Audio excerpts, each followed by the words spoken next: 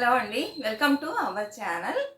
ఈరోజు మనం ఏం వీడియో చూడబోతున్నామంటే, మన లైఫ్లో మనం మంచిగా ఉండాలంటే కొన్ని విషయాలు చెయ్యాలి, అలానే కొన్ని విషయాలు చేయకూడదు. ఈరోజు వచ్చి ఏం విషయాలు చేయాలి, మంచి విషయాలు ఏం చేయాలని చెప్పడంలా ఎలాంటి విషయాలు చేయకుండా ఉంటే మనకి మంచిది, మన జీవితానికి మంచిదని తెలుసుకోబోతున్నామండి. వీడియో బాగుంటుంది, చూడండి.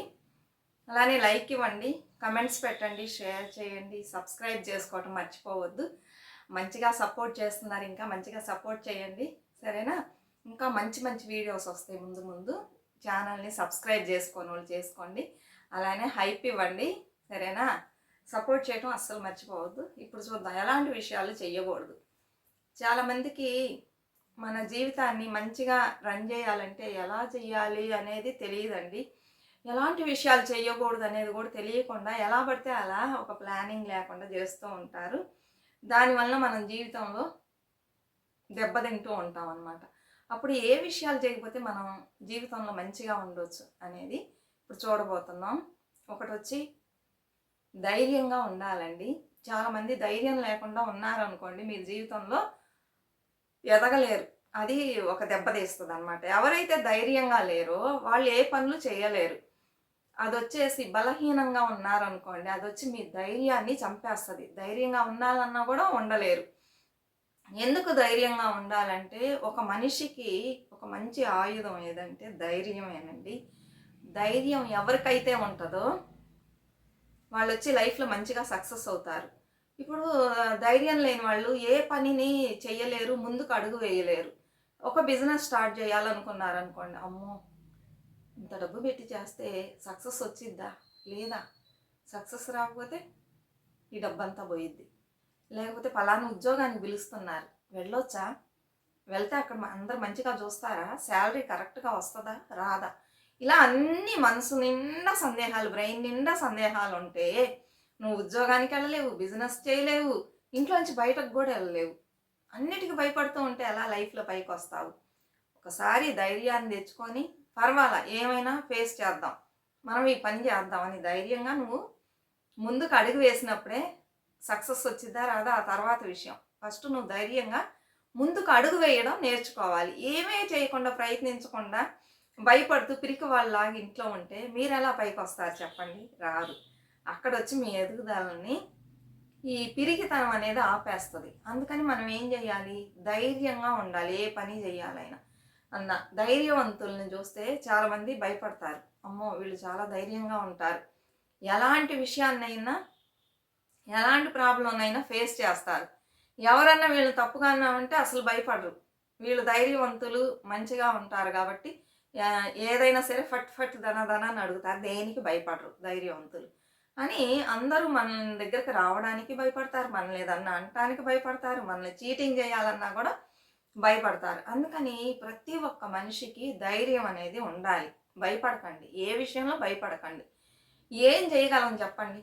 అన్నిటినీ పుట్టాము మనం, ఒక జీవితాన్ని జీవించాలంటే అన్నిటినీ ఫేస్ చేయాలి. ఎలాంటి ప్రాబ్లంనైనా ఫేస్ చేయాలి. చూసి భయపడి కూర్చుంటే ఆ ప్రాబ్లం రాకుండా ఉంటుందా, లేకపోతే అది పీస్ఫుల్గా వెళ్ళిపోయిద్దా? వెళ్ళదు. దాన్ని ఎదుర్కొనే మనస్తత్వం మీకు ఉండాలి. ఎదుర్కోవాలంటే ఏముండాలి? ధైర్యం అనేది ఉండాలి. ఇంకోటి వచ్చేసి ఎట్టి పరిస్థితుల్లోనూ ఎవరి దగ్గర చెయ్యి చాపకండి. ఏం చేస్తారంటే, ఇప్పుడు అందరు వెళ్ళి చెయ్యి చాపుతారండి, చెయ్యరు. ఒక క్రిటికల్ సిచ్యుయేషన్, మనీ లేదు, లేకపోతే పిల్లలు చదువుకు ఫీజు కట్టలేకపోతున్నారు, అలాంటప్పుడు మనకు తెలిసిన వాళ్ళు అని చెప్పేసి మనం వెళ్ళి ఏదో అడుగుతాం. అడిగితే అదేమవుతుంది, వాళ్ళ లైఫ్ లాంగ్ చెప్తారనమాట.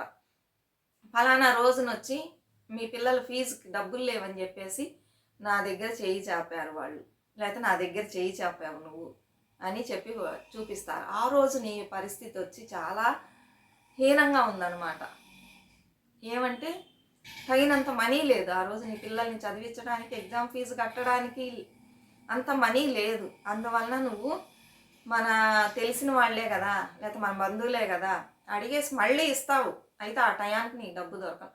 నువ్వు వెళ్ళి అడిగావు అనుకోండి, అది మనసులో పెట్టుకుంటారు, పెట్టుకొని లైఫ్ లాంగ్ అది చెప్పి చూపిస్తూ ఉంటారు. అప్పుడు ఏం చేయాలి అలాంటి పరిస్థితులు అంటే, వీళ్ళ దగ్గర లైఫ్ లాంగ్ ఈ మాటలు వినటానికి ఎవరి దగ్గరన్నా ఇంట్రెస్ట్ కూడా తీసుకోవచ్చు. ఇంట్రెస్ట్‌గా కూడా తీసుకొని మనం కట్టేయొచ్చు కానీ, ఒక రూ. 5 ఇంట్రెస్టే అనుకోండి పర్వాలేదు. అయితే వీళ్ళు ఏం చేస్తారు, ఇంట్రెస్ట్ తీసుకున్నోళ్ళకి మనం కట్టేసి ఏంటండి ఇలాంటి అప్పులు చేయమని చెప్తున్నారు అని మీరు అనుకోవచ్చు. మన ఆత్మాభిమానం అక్కడ దెబ్బతినదనమాట. మన గౌరవం అక్కడ మంచిగా ఉంటది. తెలిసినోళ్ళ దగ్గర, చుట్టాల దగ్గర అక్కడన్నీ పోదు. వీళ్ళు ఒక్కళ్ళతో ఆగరండి. ఊరంతా చెప్తారనమాట. వాడికి ఫీజు కట్టడానికి కూడా ఇది లేదు. పెద్ద ఇదిలాగా ఫోజులు ఇస్తూ ఉంటాడు. ఒక పిల్లోడికి ఫీజు కట్టడానికి కూడా డబ్బు లేదంటున్నాడు. చూస్తే మంచిగా డ్రెస్ చేసుకొని తిరుగుతూ ఉన్నాడు. ఇంతేనా నేనేమో అనుకున్నా అని ఒకళ్ళకి చెప్తారా, అంతటితో ఆగరు. ఫోన్ వేసి మళ్ళీ అందరికి చెబుతారు. వీళ్ళు 10 మందికి చెబుతారు. ఊరంతా నువ్వు వాళ్ళ దగ్గర ఫీజుకి డబ్బులు తీసుకుంది చెప్తారు. ఇదే మనం ఇంట్రెస్ట్‌కి తీసుకున్నాం అనుకోండి, కట్టేస్తాం. వాళ్ళు ఎవరి దగ్గర చెప్పరు. మా దగ్గర ఇంట్రెస్ట్‌కి తీసుకున్నాడని ఊరంతా చెప్పరు. వాళ్ళు డబ్బులు ఇస్తున్నారు, మన ఇంట్రెస్ట్ కడుతున్నాం. ఇదైపోతుంది. అంతటితో అయిపోయింది. నేను ఎందుకు ఇలా చెప్తున్నానంటే, ఇలాంటి వాళ్ళ దగ్గర తీసుకోవడం కంటే ఇది చేయొచ్చు. లేకపోతే మన ఇంట్లో ఏదన్నా గోల్డ్ వస్తువు చిన్నదున్నా కూడా పెట్టేసి ఫీజు కట్టేసి మళ్ళీ మెల్లగా తీర్చుకోవచ్చు. అది మన వస్తువు. మనం ఎప్పుడైనా తీర్చుకోవచ్చు. ఎవ్వరు మన గురించి మాట్లాడరు. ఇలా చేయడం వలన అది చేయి చాపడమే కదండి. వాళ్ళ దగ్గరికి వెళ్ళి నుంచోవడమే కదా ఇవ్వండి అని. అలాంటి పరిస్థితిని ఎవ్వరు తెచ్చుకోకండి. సరేనా? కష్టపడండి. ఒక పని చేస్తే డబ్బులు చాలట్లేదంటే ఇంకా ఎక్స్ట్రా ఏదన్నా పని చేయండి. ఇంట్లో ఉన్నవాళ్ళు చేయండి. మన పిల్లల చదువులకి, ఫీజులకి వాటికి మనమే కట్టుకోవాలి. ఇలా ఎప్పుడన్నా ఎవరికైనా ఎంత ఉన్నోళ్ళకైనా ఒకసారి అలా వస్తుందండి. ఇప్పుడు కోట్లు పెట్టి బిజినెస్ చేసేవాళ్ళు కూడా కొన్ని సమయాలు వాళ్ళ దగ్గర డబ్బు ఉండదు. రొటేషన్లో తిరుగుతూ ఉంటారు. అప్పుడు వెళ్ళి అడుగుతారు. అందువలన వాళ్ళు చేయి చాపినట్లు మనం క్రియేట్ చేయకూడదు. ఎవరికైనా అలాంటి పరిస్థితి వస్తుంది. వీళ్ళు ఏం చేస్తారు, ఇంకా అందరికి చెప్తారు. ఆ తర్వాత వీళ్ళు ఏమంటే మెల్లమెల్లగా చక్కగా పైకి వచ్చేస్తారు. పిల్లలు చదువుకుంటున్నారు, మంచిగా సంపాదిస్తున్నారు, మంచిగా పైకి వచ్చారు. అయితే ఆ మాట మాత్రం పోదు. చెప్తారు, చూసావా ఎంత స్టైల్గా పోతున్నారో చూసి చూడనట్లు. ఒక కాలంలో ఒకప్పుడు వీళ్ళకి ఫీజు కట్టడానికి కూడా డబ్బులు లేవు. మా వాకిటి ముందు వచ్చి నుంచొని చేయి చాపి అడిగారు, మేము ఇచ్చాము, భిక్షలాగా వేసాం. ఏమొస్తాయో నోటికి మాట్లాడేస్తారు. ఎందుకంటే అక్కడ కుళ్ళు, వీళ్ళు పైకి వచ్చేసారు కదా, చూడలేరు అనమాట. వీళ్ళకంటే బాగున్నారని ఈ రోజున అవన్నీ మర్చిపోయారు. పాతవన్నీ చక్కగా తిరుగుతున్నారు. కోటీశ్వర్లాగా వేషాలు వేస్తున్నారు. ఎవరి వలన? ఆ రోజు నేను ఇవ్వకపోతే, వాళ్ళు ఫీజు కట్టకపోతే ఏమయ్యేది, ఎగ్జామ్ రాసేవాళ్ళు కాదు. అయితే ఇప్పుడు అన్నీ గుర్తులేదు. అయితే వాళ్ళు గుర్తు పెట్టుకున్నారు, ఎప్పుడు మనసులో ఉంది. వీళ్ళేం చేస్తారు, ఎన్ని సంవత్సరాలైనా ఎన్ని రోజులైనా అది చెప్పి చెప్పి పొడిచి పొడిచి చూపిస్తారు. దానికి బదులుగా నేను చెప్పింది బెస్టే కదా, మీరేమంటారు కింద కమెంట్ సెక్షన్లో పెట్టండి. ఇలా చేస్తూ ఉంటారు. అందుకని మనం ఏదన్నా సహాయం అడగాలన్నా, చేయి చెప్పాలన్నా వాళ్ళు మంచి వాళ్ళ చెడ్డ వాళ్ళ ఇలా చెప్తారా, ఇవన్నీ ఆలోచించాల్సిన పరిస్థితి అండి. అందులో మెయిన్గా తెలిసిన వాళ్ళ దగ్గర, బంధువుల దగ్గర, వీళ్ళ దగ్గర అన్నీ చేయి చాపకూడదు. దానికి తెలియని వాళ్ళ దగ్గర అడిగి కావాలంటే ₹2 ₹5 లేకపోతే మనం వస్తువు పెట్టుకోను ఏదో తెచ్చుకోవచ్చు. కానీ వీళ్ళ దగ్గర, ఇలాంటి వాళ్ళ దగ్గర తీసుకున్నారంటే లైఫ్ లాంగ్ మీ గురించి చెప్తూనే ఉంటారు. అందుకని ఎవరి దగ్గర చేయి చాపకండి. అలాంటి పరిస్థితి మీరు తెచ్చుకోకండి. సరేనా? ఇంకోటి వచ్చి ముఖ్యమైన విషయం, ఎప్పుడు ఎవరి మీద డిపెండ్ అవ్వడం మాత్రం నేర్చుకోకండి. ఇతరుల మీద ఆధారపడకూడదు. చాలా మంది చూసారనుకోండి, ఆడపిల్లల్ని తీసుకుందాం, చిన్నప్పటి నుంచి పేరెంట్స్ మీద డిపెండ్ అయ్యి ఉంటారు.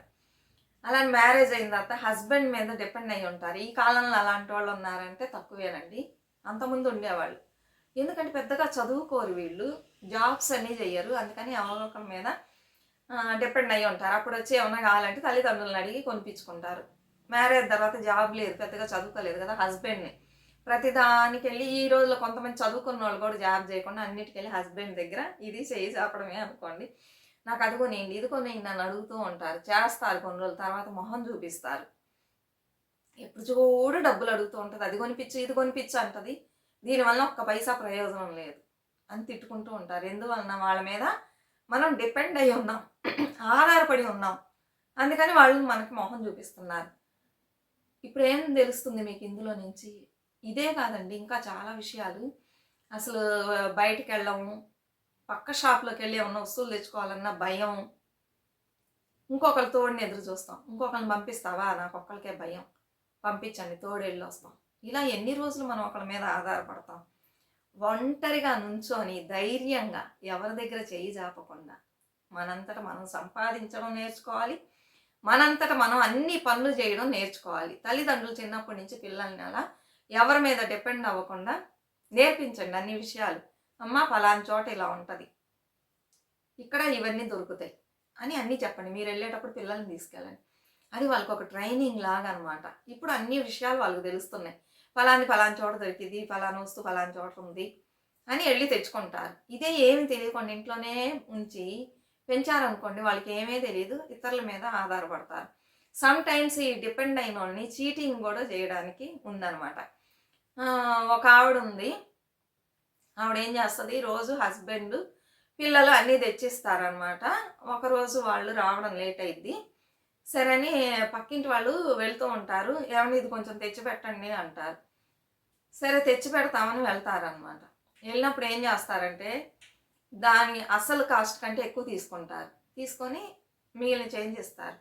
ఈవిడికి తెలుసు కదా ఇది పలానా వస్తువు ఇంతేనని. వాళ్ళ హస్బెండ్ చెబుతాడు ఇంత అయింది అంత అయిందని ఆవిడకి తెలుసు. అప్పుడు ఈవిడ అడిగిద్ది, ఏంటి నేను ఇంత మనీ ఇస్తే ఇంత ఇచ్చారు, ఇంకా రావాలి కదా, ఒక 15 రూపీస్ రావాలి, ఏంటి తగ్గింది, కొట్టోడు ఇవ్వలేదా, సరే ఈసారి వెళ్ళినప్పుడు అడిగి తీసుకొచ్చి ఇవ్వండి అనగానే ఇంకొకలాగా అయింది. ఓ ఏం కాస్ట్ తెలుస్తుంది అని చెప్పేసి ఏం చేస్తుంది, అవునవును కొట్టోడే ఇవ్వలా, నేను కూడా అడగలే ఎంత అని, ఎంత ఇవ్వాలి చెప్పండి నెక్స్ట్ టైం వెళ్ళినప్పుడు తెస్తాను, 15 రూపీస్ ఇవ్వాలని చెప్పి. ఈవిడ ఒక హెల్ప్ అడిగింది, ఆవిడ హెల్ప్ చేసింది, అంతవరకు బాగుంది. అయితే మనీ కొట్టేసింది. ఈ 15 రూపీస్ కొట్టు వాడు తీసుకోవాలా, షాప్ అతను, ఈవిడే తీసుకుంది. ఇంకా మరుసటి రోజు వెళ్ళి తెలిసిపోయిందని చెప్పేసి అడిగినట్లు అడిగి తెచ్చిస్తుంది. ఇదిగోండి ఇచ్చాడు ఆయన, మర్చిపోయాడు అందాన్ని. ఇక్కడ ఏమైంది, మీరు ఒకళ్ళ మీద డిపెండ్ అవ్వడం వలన మిమ్మల్ని వాళ్ళు చీటింగ్ చేశారు కదా. ఇదే మీరే వెళ్ళినట్టు, ఎవరు లేనప్పుడు మనమే వెళ్ళొచ్చు, ఏముంది తప్పు ఇందులో, మనమే షాప్కి వెళ్ళి తెచ్చుకోవచ్చు. ఒకరికి ఇవ్వడం వలన వాళ్ళు మనల్ని చీట్ చేస్తున్నారు. అందుకని ఎట్టి పరిస్థితుల్లో ఎవరి మీద డిపెండ్ అవ్వకండి. ఏదైనా సరే మనం ఓన్గా చేయగలిగే కెపాసిటీ అనేది పెంచుకోండి. బయటికి వెళ్తే ఏం భయం అండి, ధైర్యం తెచ్చుకోండి. ఇతరుల మీద ఆధారపడడం వలన చూసారా ఈజీగా చీటింగ్ చేశారు. అందుకని ఆడపిల్లలైనా మగపిల్లలైనా ఎవరినైనా సరే ధైర్యంగా పెంచండి. అన్నీ చెప్పి పెంచండి, ధైర్యంగా ఉండండి. ఈ ధైర్యం మిమ్మల్ని కాపాడిద్ది. ఎలాంటి పరిస్థితుల్లో ఎవరికి భయపడకండి. అలానే నిజాయితీగా ఉండండి. నిజాయితీగా ఉండేవాళ్ళు ఎవరికి భయపడరు, ధైర్యం ఉంటుంది ఆటోమేటిక్గా వాళ్ళకి. అలానే ఎవరి దగ్గర ఎట్టి పరిస్థితుల్లో చేయి చాపే అలవాటు పెట్టుకోకండి. ఎప్పుడైతే నువ్వు ఇతరుల దగ్గర చేయి చాపావో వాళ్ళకి నువ్వు చులకనైపోతావు. సరేనా, నిన్ను హేళన చేస్తారు, అన్నీ చేస్తారు. నువ్వు ఇచ్చినా కూడా ఉన్నా కూడా చేయి చాపావు కదా ఆ రోజున, అందుకని చెప్పండి. నెక్స్ట్ వచ్చేసి ఎవరి మీద నువ్వు ఆధారపడకూడదు. నీ కాళ్ళ మీద నువ్వు నుంచో. ఇప్పుడున్న కాలంలో ఎవరండి ఎవరి మీద ఆధారపడుతున్నారు, అందరినీ పిల్లల్ని ధైర్యంగానే పెంచుతున్నారు. కొంతమంది ఇంకా ఆధారపడే వాళ్ళు ఉన్నారు, బాగా చదువుకుంటున్నారు, అన్నీ చేస్తున్నారు, జాబ్కి వెళ్ళకుండా ఇంట్లో కూర్చొని అన్నీ హస్బెండ్ మీద డిపెండ్ అవ్వడం వల్ల హస్బెండ్ అనే అతను మొహం చూపిస్తున్నాడు. అలాంటి పరిస్థితి ఎందుకు తెచ్చుకోవాలి, చక్కగా సంపాదించుకో, తెచ్చుకో. ప్రతిది అడగకుండా కొన్ని మనమే కొనుక్కోవచ్చు కదా, అంతే కదా. ఇలా అడగటం వల్లనే కదా అక్కడ మన సెల్ఫ్ రెస్పెక్ట్ కూడా దెబ్బతింటుంది. ఒకళ్ళు అడిగారు సెల్ఫ్ రెస్పెక్ట్ అంటే, చాలామంది దాన్ని గర్వంగా తీసుకుంటారు కదా అని. గర్వం వేరు, సెల్ఫ్ రెస్పెక్ట్ వేరండి, రెండు ఒకటి కాదు. ఎప్పుడు మన మర్యాదని మనం ఇతరులకి వదిలించుకోకూడదు అనమాట. వాళ్ళు వచ్చి మనల్ని అవమానపరిచే స్థితిలో మనం ఉండకూడదు, సరేనా. అందువలన పిల్లల్ని ధైర్యంగా, ఎవరైనా సరే ధైర్యంగా ఉండండి. ఎవరి దగ్గర చేయి చాపకండి. అలానే ఇతరుల మీద ఆధారపడకండి. ఆధారపడితే మనల్ని ఈజీగా మాటలు అంటారు, చీటింగ్ చేస్తారు, ఏవైనా చేస్తారు. అన్నీ మనం తెలుసుకునేలాగా మంచిగా ఉండాలి. ప్రతి విషయం తెలిసి ఉండాలి ప్రతి ఒక్కరికి. ఇవన్నీ తెలిసి ఉన్నట్లయితే ఈ మిస్టేక్లన్నీ మనం చేయలేదనుకోండి, మనల్ని ఎవ్వరు ఏం చేయలేరు. ఈజీగా మనల్ని చీట్ చేయలేరు, అసలు ఏమీ చేయలేరు అనమాట. మనం ఎప్పుడైనా సరే మంచి విషయాలు తెలుసుకునే ముందు ఇవన్నీ చేస్తే బాగా పైకి వస్తాం. ఏవి చేయకుండా ఉంటే మనం పైకి వస్తాం. అవన్నీ తెలుసుకోవాలి. ఈ విషయాలన్నీ తెలుసుకోవాలి ప్రతి ఒక్కరు. తెలుసుకున్నట్లయితే మిమ్మల్ని ఎవరు ఏం చేయలేరండి. ఇదే వీడియో, ఇంకా సూపర్ వీడియోస్ ఉన్నాయి, వస్తాయి చూడండి. మంచిగా సపోర్ట్ చేయండి. మరొక మంచి వీడియోతో మళ్ళీ కలుద్దాం. అంతవరకు బాయ్ ఫ్రెండ్స్.